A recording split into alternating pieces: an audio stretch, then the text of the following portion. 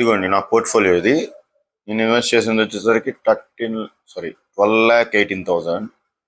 నా ప్రాఫిట్ వచ్చేసరికి 1,66,000.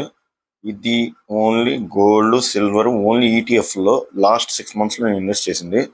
First point, మనకి స్టాక్ మార్కెట్లో కానీ ఎక్కడైనా ఈ బిజినెస్లో అయినా మనకు ప్రాబ్లం వచ్చేసరికి ఫస్ట్ పాయింట్ వచ్చి ఇన్వెస్ట్మెంట్ ఇంత ఎక్కడి నుంచి వస్తుంది అనేది పాయింట్. మనకి ఇన్వెస్ట్మెంట్కి మనం చేసే జనరల్గా ఏంటంటే, రేపటి పని ఈరోజు జరగాలంటే లోన్ అనేది ఇంపార్టెంట్. మనకి లోన్ అనేది తీసుకోవడం తప్ప అంటే కొన్ని విషయాల్లో రైట్, కొన్ని విషయాల్లో రాంగ్.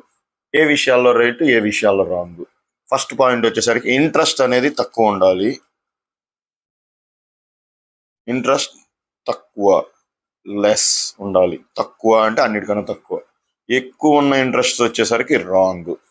సెకండరీ, ఎంతవరకు లోన్ తీసుకోవాలనేది it is up to our కెపాసిటీని బట్టి, ద రిస్క్ మేనేజ్మెంట్ బట్టి ఉంటుంది.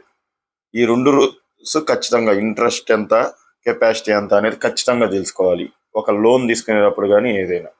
ఇదే విధంగా స్టాక్ మార్కెట్లో కూడా మనకి ఎంటీఎఫ్ అనే ఫీచర్ ఒకటి ఉంది. MTF, margin trading facility.